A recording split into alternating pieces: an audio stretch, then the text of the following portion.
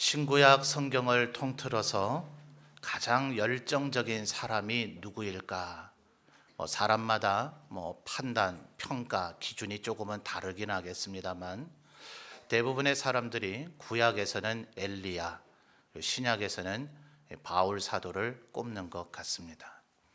엘리야 선지자는 자기 자신 스스로 하나님 앞에 기도할 때에 내가 하나님 앞에 열심히 특심했다.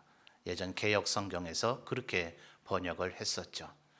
그 열심이 얼마나 대단했는가 하는 것을 자타가 공인했다 해도 과언이 아닐 것입니다. 바울 사도 역시 사도행전 20장에서 이제 3번의 선교 여행을 마치고 마지막 예루살렘을 향하여서 올라갈 때에 에베소의 장로들을 밀레도로 청해서 거기서 만나서 에베소가 요한계시록 2장 3장에서 거론되는 7교회의 제일 첫 번째 교회라 할 정도로 오늘날 터키 지역의 가장 중요한 교회 중에 하나였기 때문에 후에 요한 사도도 그 에베소 교회를 목회했다. 이것이 교회사의 기록에 나타납니다. 그래서 그 에베소의 장로들을 청해서 에베소 교회가 잘 되면 터키 전역으로 복음이 전파될 수 있을 것이고 에베소 교회가 붕괴되어지면 터키를 다시 잃게 되는 그렇게 전략적 거점이라 해도 과언이 아닌 거죠. 그래서 그 에베소 교회 장로들을 청해서 자신의 목회의 삶을 회고할 때에 내가 힘을 다해서 온 마음과 정성을 다해서 너희들을 섬겼었다. 이런 얘기를 하는 것이 나타납니다. 여러분, 하나님 앞에 열정을 가진 사람, 하나님 앞에 크나큰 상급을 받게 되어질 줄 믿습니다. 아마 이런 얘기를 들으면 성격적으로 나는 열정이 원래 없는데, 내 성격은 원래 좀 소극적인데, 내 성격은 원래 소심한데, 아마 이렇게 생각하는 분들이 있으려는지 몰라요. 여러분, 미국의 아주 유명한 발명왕이라고 하는 에디슨이 이런 말을 했다 그러죠. 천재는 1%의 영감과 99%의 노력으로 이루어진다. 이렇게 지금 우리나라에 많이 알려져 있습니다만 최근에 어떤 분들이 인터넷에 하는 얘기가 그래서 아주 정확한 잘못된 번역, 오역 중에 하나다 하는 거예요. 에디슨이 말한 정확한 진정한 의미는 아무리 99% 노력을 한다 하더라도 1%의 영감이 없으면 오히려 천재가 되지 못한다는 것을 이야기했다는 거예요. 전자가 훨씬 나아요? 차라리 99% 노력해서 천재가 될 수 있는 길이 좀 열린 것 같았는데 1% 영감 없으면 노력해봐야 허사라 그러니 오히려 좀 좌절감이 생깁니까? 아니요. 하나님께서는 우리 모두에게 1%보다 더한 영감과 은혜와 은사를 이미 주신 줄 믿습니다. 그러니 우리가 노력만 하면 엘리야와 바울 사도들을 능가하는 열정을 갖게 되어지고 하나님 앞에 상급 받게 되어질 줄 믿습니다. 이왕 에디슨 얘기를 했으니까 에디슨이 했던 얘기 한마디를 더 할까요? 오늘날 지금 우리가 사용하고 있는 이 밝은 조명 기구들, 이 전부 다 에디슨 때문에 가능했다 해도 과언이 아니잖아요. 필라멘트가 들어간 전구를 그가 제일 처음 발명해내고 그 이후에 그것을 토대로 각종 이런 조명 기구들이 발전되어져서 오늘에 이르고 있다 해도 과언이 아니죠. 사실은 영화, 매체자 같은 것도 결국은 그 필름을 비춰주는 전구가 있었기 때문에 가능한 것이고 오늘날에야 디지털화 되기는 했지만 이 모든 현대 문명의 발전의 시작은 그 전구라 해도 과언이 아닐 겁니다. 근데 그 전구가 한 번의 실험을 통해서 발명된 게 아니라 하잖아요. 수백 수천 번의 실패라고 보통 사람들은 표현을 하는데 에디슨은 이야기하기를 나는 수천 번 실패를 하고 나서 마지막 성공한 것이 아니라 수천 번의 과정을 통해서 성공을 했다라고 이야기하고 있는 거죠. 그러니 우리가 하나님 앞에 열정이 원래 우리에게 있든 없든 간에 하나님 앞에 최선의 노력을 경주하면 하나님께서 우리에게 상급을 베풀어 주실 줄 믿습니다. 여러분, 어떤 이들은 그건 기독교 신앙이 아니지 않는가? 하나님께서 주시는 은혜로 해야 되지 바울 사도도 이야기하기를 나의 나된 것은 다 하나님의 은혜라고 했지 그가 어디 인간적인 노력을 경주했는가 이렇게 생각하려는지 모릅니다. 그런데 여러분 성경을 보면 예수님께서 이와 같은 하나님의 백성들이 살아가야 할 삶의 논리를 이야기하는 중요한 비유가 두 가지 나오는데 하나는 달란트 비유이고 하나는 문화의 비유이죠. 5달란트 남긴 사람이 5달란트 남긴 것과 2달란트 남긴 사람이 2달란트를 남긴 것은 분명히 똑같이 칭찬을 받았습니다. 그러나 한 문화를 받은 사람이 10문화를 남긴 것과 한 문화를 똑같이 받은 사람이 5문화를 남긴 것에서는 역시 한 문화를 받은 사람이 10문화를 남겼을 때에 더한 칭찬을 받더라 하는 것이죠. 여러분 성경은 우리 모두에게 어차피 하나님께서 누구에게는 은사를 많이 주고 누구에게는 적게 줬을 테니까 그 운명을 거스리지 말고 그냥 너에게 주어진 대로 살아라고 얘기하고 있지 않습니다. 하나님께서 너에게 은사를 적게 줬다고 여겨지거들랑 넘치도록 풍성해 주시는 하나님 앞에 구하라고 이야기했어요. 그러니 사실은 5달란트를 내가 받은 거냐 내가 2달란트 받은 거냐 자꾸 거기에 창념하실 필요가 없어요. 그거를 분석해내려고 할 그 시간에 차라리 하나님 앞에 내가 5달란트 받은 사람이 3달란트 도로 걷어가 주세요 이렇게는 안 할 거 아니에요? 결국은 내가 2달란트 내지는 1달란트밖에 못 받은 게 아닌가 하는 사람이 내가 몇 달란트 받았나 고민을 할 텐데 내가 2달란트다 1달란트다 그 결론을 도출하는데 그거 연구하면서 시간 뺏기지 말고 그렇게 적다 여겨지거들랑 차라리 후히 넘치도록 주시겠다 약속하신 하나님 앞에 달란트를 많이 달라고 간구하시라 하는 거죠. 그러니 출발선상에서 우리가 하나님으로부터 1%의 영감인지 5달란트인지 2달란트인지 혹은 몇 문화인지 이거 상관이 없단 말이에요. 문제는 그 이후에 우리가 얼마나 하나님 앞에 열심을 가지고 주님의 일을 감당하느냐. 그래서 만약 구원받는 일을 가리켜서 우리에게 이 노력으로 경주해라 그러면 여기 좌절감을 가질 분 많을 거예요. 1등들 달리기 경주하듯이 1등에서 예를 들어 선착순 우리 교회 성도만 해도 500명이라고 칩시다. 선착순 50명만 오늘 구원시켜준다 이러면 뭐 저부터도 이 굵은 배 들고 어떻게 뛰겠어요. 그래서 점점 무릎도 안 좋아지는 것 같은데 아예 포기하고 말 거예요. 구원은 절대로 그렇지 않단 말이에요. 우리들이 500명이든 5,000명이든 5만 명이든 하나님께서 우리를 기쁘게 여기시고 우리를 이미 선택하시고 예정하셨다면 우리 모두가 하나님 앞에 구원받게 되어질 줄 믿습니다. 근데 문제는 성도들이 구원이 이렇게 값없이 은혜의 선물로 우리에게 주어지니 그 뒤에 상급에 대한 열정을 왜 안 먹고 있는가? 여기에 저 안타까움이 있습니다. 여러분 만약 천국에 갔는데 다른 교회 성도들이 하나님 앞에 나와서 상급을 많이 받고 있는데 우리 점천제일교회 성도들의 상급이 적다면 여러분을 섬겼던 목회자는 저는 굉장히 슬프고 마음이 아플 것 같아요. 다른 교회 성도들이 들으면 기분 나쁘겠지만 저는 천국 갔을 때 우리 점천제일교회 성도들이 그 어느 교회 성도들보다 상급을 많이 받게 되기를 주님의 이름으로 축원합니다. 그러니 여러분 열정을 가지시는 우리 성도님들 되시기를 바랍니다. 바울 사도와 엘리야를 능가하는 열정, 내가 어떻게 감히? 아니요. 예수님은 심지어 뭐라고까지 얘기하셨다 했습니까? 너희는 내가 한 일을 할 것이고 나보다 더한 일도 할 것이다. 만약 인간이 이런 얘기를 했다면 사도 아니라 누구라도 인간 목회자가 인간의 기독교 지도자가 교회 지도자가 이런 얘기를 했다면 그는 정말 참남된 자라 하나님 앞에 처벌받아야 될 겁니다. 어떻게 그런 신성 모독적인 말을 하는가? 근데 이 말 누가 하셨다고요? 삼위일체 하나님의 그 근본 본체이신 주님께서 얘기하시기를 인간의 몸을 입고 계셨던 예수님에 비할 때 우리 하나님의 백성들이 주님과 같은 일을 할 수도 있을 것이고 주님보다 더한 일도 하도록 내가 축복하겠다고 주님이 약속하셨다는 것입니다. 이 말씀을 믿고 여러분의 것으로 소유하는 자들은 능히 하나님 앞에서 주님보다 더한 일을 이루어내고 하나님 앞에 상급받게 되어질 줄 믿습니다. 그러니 오늘 그 믿음을 여러분의 마음판에 꼭 새기시는 우리 성도님들 되시기를 주님의 이름으로 축원합니다.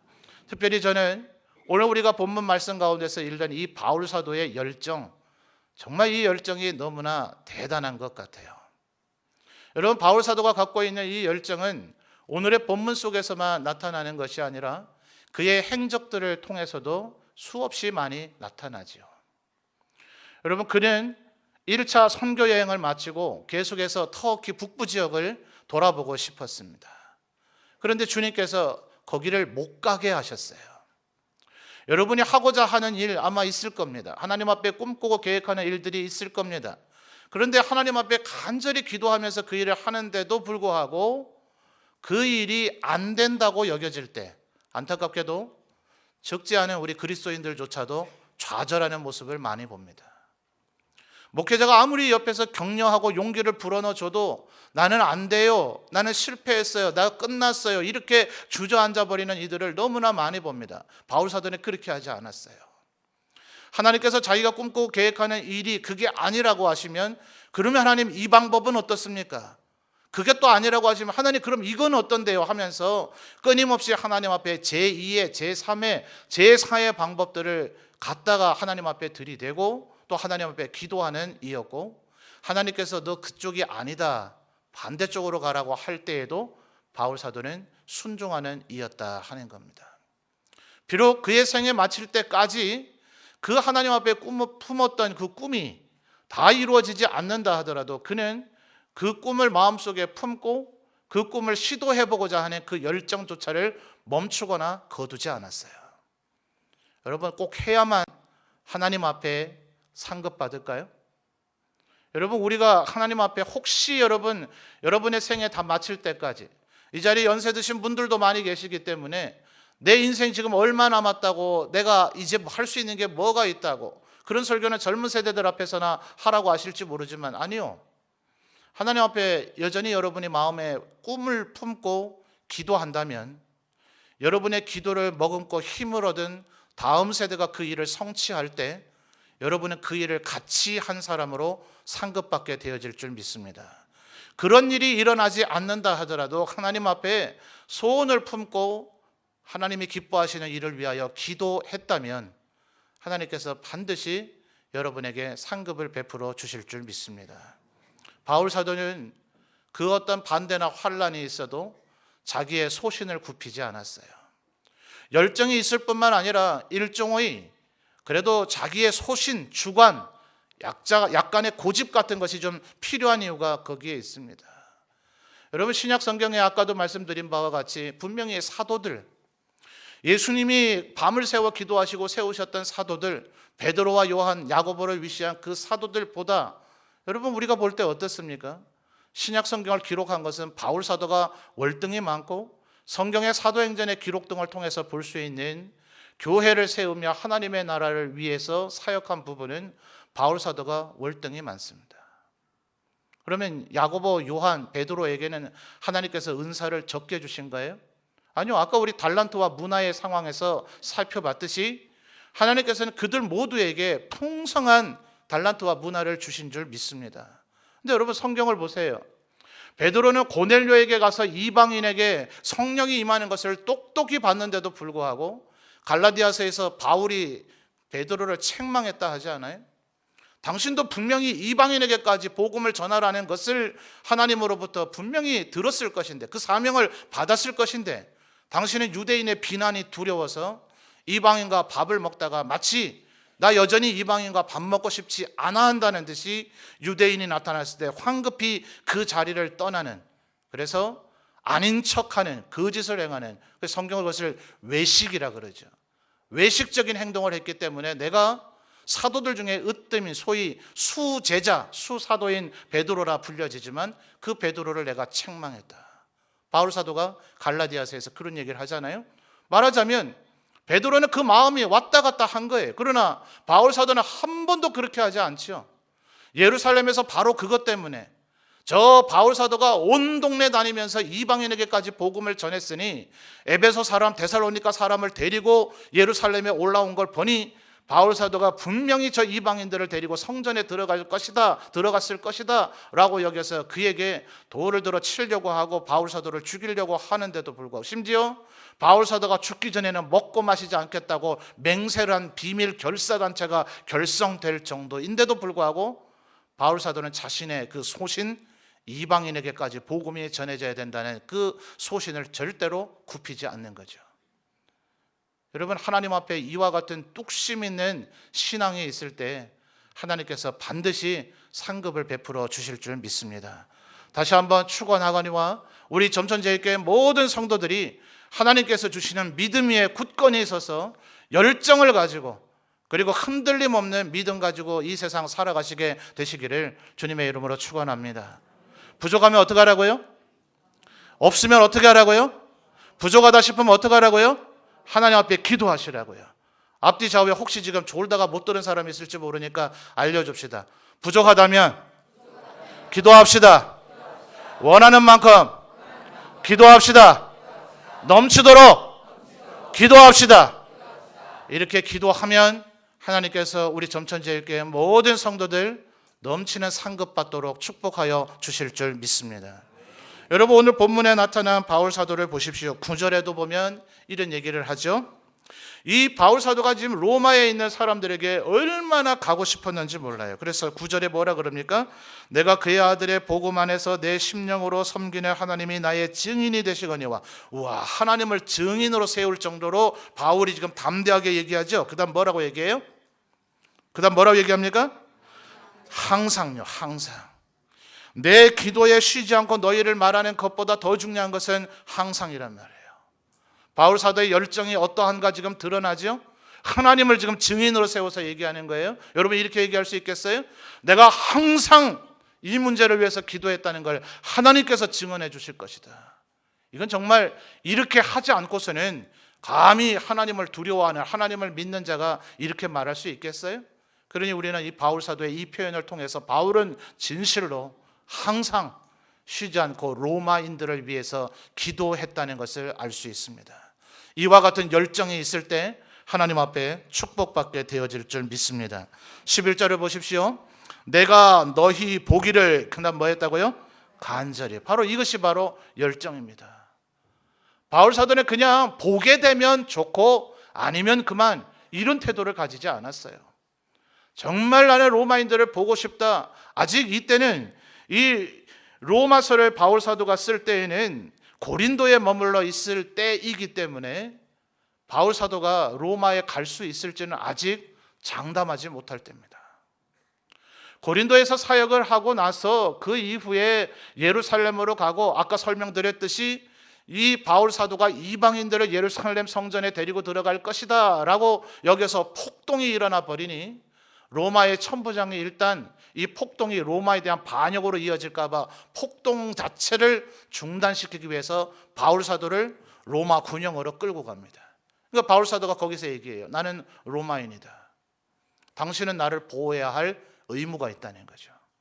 그리고 나서 바울 사도의 조카를 통해서 예루살렘 사람들이 바울 사도를 죽이기 전에는 먹지고 마시지도 않겠다는 결사를 한 사람이 수십 명이 된다는 얘기를 전해 듣고, 호위병들을, 보병, 마병, 창병들을 호위병을 해서 지중해 해안가에 있는 가이사랴, 바로 이 로마 군인들의 총사령부가 있는 가이사랴로 바울 사도를 호송합니다.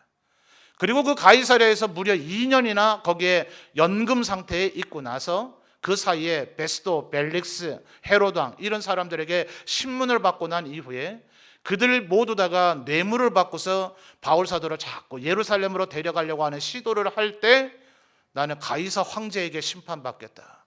내가 로마 시민이니까 그럴 권리가 나에게 있지 않느냐라는 호소를 함으로 인해서 로마로 압송되어지는 것이 결정됩니다. 그 이전에 바울 사도가 로마로 가고자 하는 마음이 얼마나 많았는데도 불구하고 로마를 가지 못했어요. 그런데도 불구하고 지금 11절에 뭐라고 얘기했다고요? 내가 너희를 보기를 간절히 원했다는 거예요. 우리 사랑하는 성도 여러분, 하나님 앞에 우리가 꿈꾸고 계획하는 일들이 때로 왜 안 될까요? 누구는 되잖아요. 분명히 이 자리에 있는 그 어떤 사람은 하나님 앞에 기도응답을 받는다 하잖아요. 어떤 사람은 예배 드릴 때 은혜를 받는다 하잖아요. 하나님 앞에 그가 늘 행복하고 기쁨을 누린다 하잖아요. 그런데 왜 동일하신 하나님이 나는 구원 못 받은 사람이 아닌데 저 사람도 사랑하시고 나도 사랑한다 하셨는데 저 사람도 구원하시고 나도 구원해 주신다 하셨는데 왜 저 사람에게는 기도 응답이 더 빈번하게 일어나고 왜 저 사람에게는 늘 평안과 화평이 있고 왜 저 사람에게는 늘 성공이 되어지는 것 같은 이 차이가 일어나느냐 말이에요. 바로 이 열정과 간절함의 차이란 말이에요. 한 문화를 다 똑같이 받았는데 왜 누구는 10문화를 남기고 누구는 5문화를 남기고 누구는 그 한 문화를 땅속에 파묻어 두냐고요. 하나님 앞에 한번 기도해 본다. 한 번 말이에요. 한번 기도해 본다. 하나님 말씀대로 한번 순종해 본다. 하나님 앞에 한번 영광 돌렸다고 한번 결심해 본다. 이건 누구나 해요. 항상 할 뿐만 아니라 간절히 하느냐. 바로 여기에서 다른 요인들도 조금 있기는 있겠지만 오늘 제가 여러분에게 강조드리고 싶은 것은 바로 여기에서 수많은 하나님의 백성들이 하나님 앞에 상급받느냐 적게 받느냐 많이 받느냐의 차이가 나누어지더라 하는 거예요. 사랑하는 성도 여러분, 하나님 앞에 이 간절함이 여러분에게 있기를 주님의 이름으로 축원합니다. 여러분 13절도 보십시오. 13절 여러분이 한번 같이 읽어주시죠. 시작.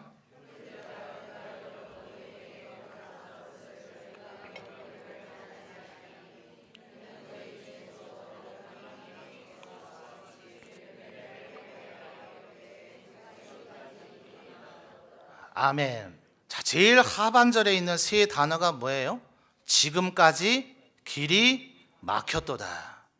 그냥 길이 막혔도다 그러면 일시적인 어떤 일회적인 상황이라고 볼 수 있지만 그 앞에 단어 지금까지라고 하는 말은 길이 막혔다고 여겨진 것. 어떨 때 막힌 겁니까? 가고자 하는 시도를 했는데 막혀지는 거죠. 가고자 하는 시도를 안 했는데 막히는 일은 안 일어나잖아요. 여러분 아까 에디슨의 경우에서 얘기했지만 다른 사람들은 실패라고 얘기하고 본인은 과정이라고 얘기하는 그것들이 어떻게 해서 일어나요? 시도를 했으니까 일어나죠. 에디슨이 계속 고민만 하고 있었다면 이렇게 해야 전구가 만들어질까? 이렇게 해야 만들어질까? 아니야, 안 될 것 같은데 재료비만 낭비하는 거 아닐까? 괜히 이러다가 폭발 사고라도 나면 어떡할까? 온갖 고민과 걱정만 하고 한 번의 실험을 하지 않았다면 전구는 만들어졌다 아니다요? 아니다는 거죠. 지금까지 길이 막혔다는 것 자체가 이 말의 표현 자체가 이미 바울 사도는 여러 번의 시도를 했다는 거예요. 그런데 시도했지만 어떻게 됐어요? 길이 어떻게 됐어요? 막혔어요. 제발 여러분 길이 막힌다고 해서 포기하지 마시라고요. 길이 막혔다고 해서 주저앉지 마시라고요. 죄송합니다. 또 군대 얘기해서. 그래서 제가 제일 좋아하는 해병대 구호 중에 하나가 한번 따라 합시다. 안 되면 그 다음 뭐예요? 될 때까지요. 조금 다르게 알고 계시네. 저 뒤에 우리 저 해병대 나온 교육자 두 분이 큰 소리로 대답했으면 우리 성도님들 다 아실 텐데. 다시 한번 따라 합시다. 안 되면 될 때까지. 뭐 다른 건 해병대는 성경적이지 않은데 이거 하나만은 성경적인 것 같아요. 여러분 왜 막힌다고 주저앉으세요? 막힌다고 주저앉지 말고 기도하십시오. 하나님께서 반드시 길을 열어주실 줄 믿습니다. 그러니 여러분 13절에 다시 보십시오. 지금 하반절을 먼저 살펴봤지만 13절 상반절에 형제들아 내가 그 다음 뭐예요? 여러 번 너에게 가고자 했다는 거예요. 그래서 결국 로마를 갔어요? 안 갔어요?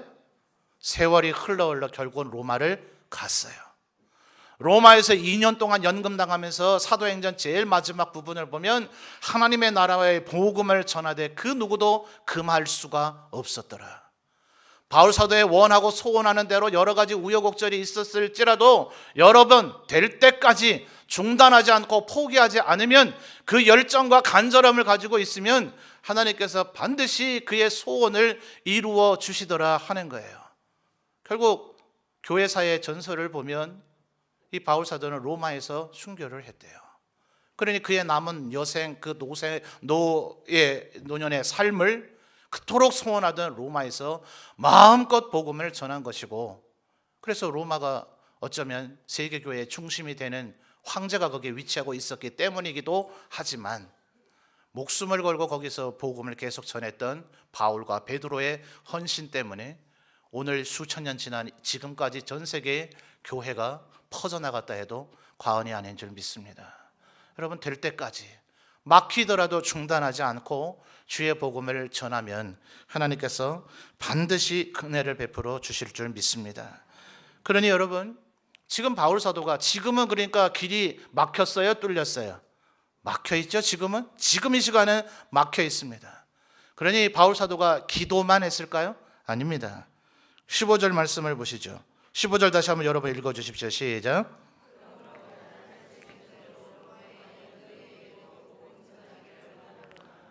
아멘. 중반절에 뭐라고요? 그러므로 나는 그다음 뭐예요? 할 수 있는 대로.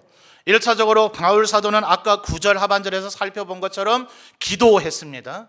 그리고 로마인들에게 복음을 전해보기를 끊임없이 시도했습니다. 그러나 지금 안 되기 때문에 할 수 있는 대로 그가 든 제3의 카드가 뭡니까? 그게 바로 우리가 지금 읽고 있는 로마서입니다. 로마에 그토록 가고 싶었지만, 그들을 위해서 기도했지만 지금 당장은 안 되기 때문에 그는 로마인들이 읽어볼 수 있는 편지를 보냈어요. 여러분, 8절 말씀을 보면 먼저 내가 예수 그리스도로 말미암아 너희 모든 사람에 관하여 내 하나님께 뭐 한다고요?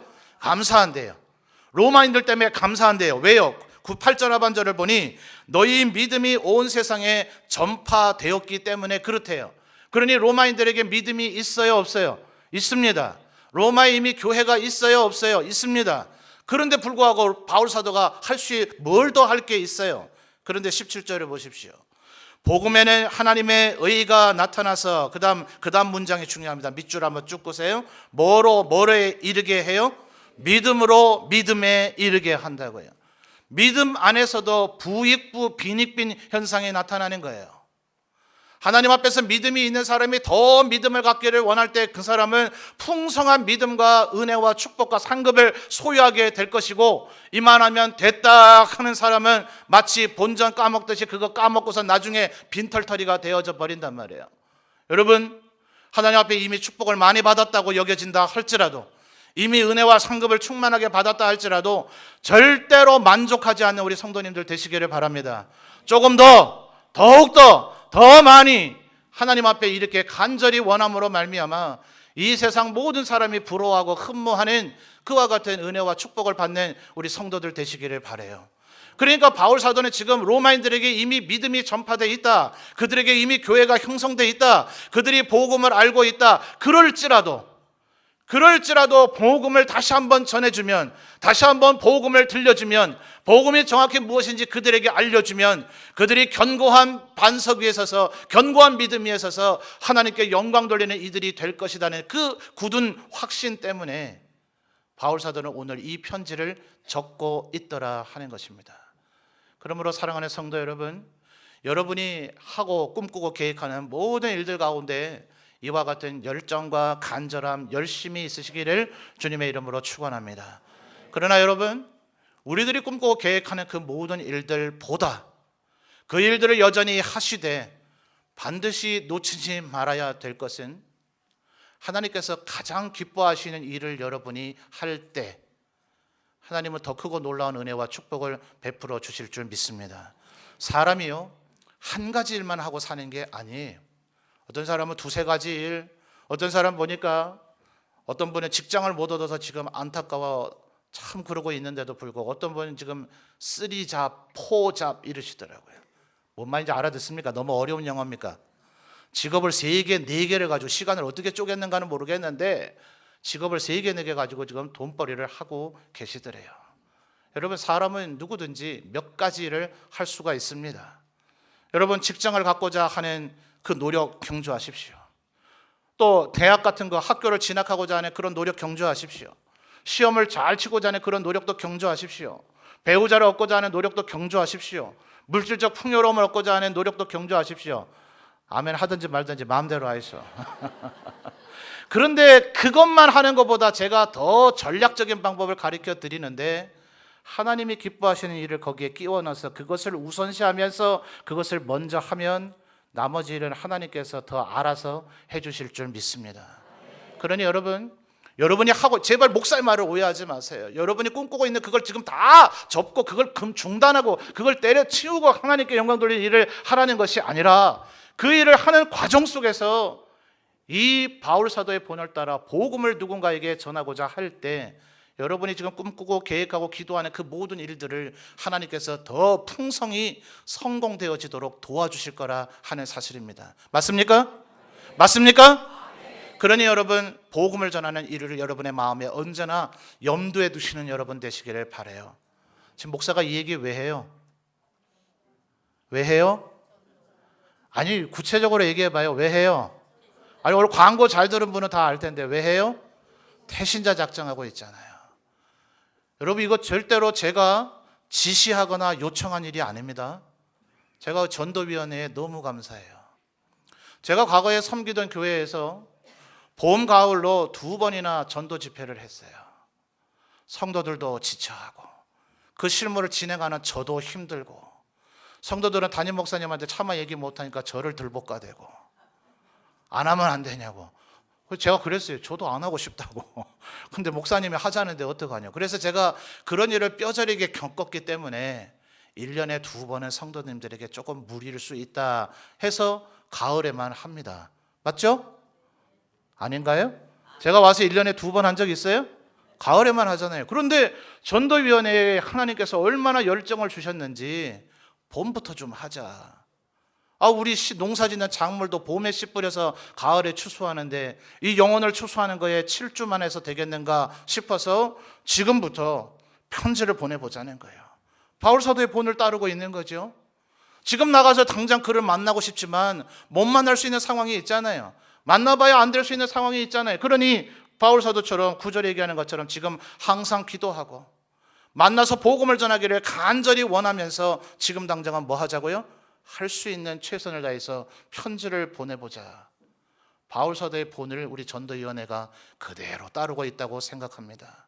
여러분, 여러분의 마음속에 염두에 두고 있는 그 사람이 예수를 믿다가 지금 시험 들어서 신앙생활을 중단하고 있는 이들도 있을 수 있고, 교회를 나오다가 지금 뜨문뜨문 교회 출석이 안 되고 있는 분들도 있을 수 있고, 어린 시절 교회를 다니다가 지금 완전 신앙이 중단되어지고 거의 져버린 것 같은 그런 상태에 빠진 분들도 있을 수 있고, 다른 신앙에 사로잡혀서 혹은 세상에 사로잡혀서 지금 전혀 신앙이 없는 그런 분도 있을 수 있고, 정말 바늘로 찔러도 피 한 방울 안 나올 것 같은 분들이겠지만 끊임없이 작은 물방울 하나가 바위돌을 뚫듯이 우리가 그들을 위하여 기도하고 그들에게 복음의 편지를 보내고 하면 17절에 아까 뭐라고 했다고요? 믿음으로 믿음에 이르게 하나니. 그들에게 들려지는 아무것도 아닌 것 같은 그 한마디의 말이, 그들이 읽지 않고 어쩌면 찢어버릴지도 모르는 그 한마디의 그 편지가 그들의 마음을 움직이게 되어질지 모릅니다. 여러분, 이 영국의 전도자가 했던 실화입니다. 지하철역에서 열심히 전도하고 있는 이 사람이 누군가에게 이걸 꼭 한번 읽어보시고 예수님을 믿었으면 좋겠습니다. 근데 이 사람이 보란듯이 그 사람 앞에 그 전도지를 쫙쫙 찢어서 그 얼굴에 확 던져버리고 지하철을 타고 갑니다. 이 얼굴에 그 찢어진 전도지를 받은 그 사람이 눈물을 뚝뚝 흘리면서 그 찢어진 전도지를 다 주섬주섬 끌고 모아서 그것을 손에 쥐어잡고 그 자리에 무릎 꿇고 앉아 기도하는 것을 이 떠나가는 그 전도지를 찢은 당사자가 보게 됩니다. 자기가 한 행동에 대해서 어찌 뉘우침이 없을 수 있겠어요? 기독교 신앙을 반대하는 것이라 하더라도 사람에 대한, 인간과 인간에 대한 예의가 아니잖아요. 처음 본 사람에게 무언가를 찢어서 그 얼굴에 던졌다는 것 자체가 칭찬하거나 권장할 만한 행동은 아니잖아요. 그러니 자기의 마음속에 그 죄책감이 원인이 되어서 왜 그 사람은 내가 그렇게 했으면 나에게도 욕을 할 만도 하고 저주를 할 만도 하고 최소한 쏘아보든지 노려보든지 라기도, 왜 이렇게 말이 안 됩니까? 라기도 뭐라고 말해야 되죠? 쏘아보기라도 해야만 한데 저 사람은 왜 무릎 꿇고 앉아 울며 기도할까? 이게 그 사람의 마음에 깊은 감동이 됐던 것 같아요. 그래서 이 사람이 교회를 찾아가서 예수님을 영접하고 또 다른 위대한 전도자가 돼서 자신의 과거를 향한 간증의 얘기입니다. 내가 이랬었는데. 여러분, 편지 한번 보내보십시다. 주소를 잘 알아내셔서 주소 모르면요. 여러분 대충 집 지도를 잘 볼 줄만 알면 요새 인터넷에 네이버 같은 곳에 지도 프로그램에 펼치기만 하면 번지수 다 알 수 있습니다. 안 알려줘도 그 짐에 가서 우체통 보면 주소 다 나와 있잖아요. 혹시 주위에 부동산 하는 분 있으면 대충 가서 여러분이 지도를 잘못 보면 그분에게 짚어주면 그분에게 설명하면 그분이 지도 다 보고 번지수 알려줍니다. 성함 모르더라도 주소를 알아서 전도위원회에 한 명이라도 내주시면 전도위원회가 주옥과 같은 말씀을 보내줄 것이고 그것을 읽는 가운데 단 한 번 읽는 것이 그의 마음에 부딪혀서 그 영혼이 구원받게 될지 누가 합니까? 여러분 항상 기도하고 간절한 마음을 가지고 시도하고 지금은 안 된다면 편지라도 보내면서 우리의 시도를 할 때 하나님께서 열매 맺게 하여 주시고 그 노력을 경주한 우리 모든 성도들에게 은혜와 축복을 베풀어 주실 줄 믿습니다. 여러분 꼭 전도하는 일에만 이것을 하자는 얘기가 아닙니다.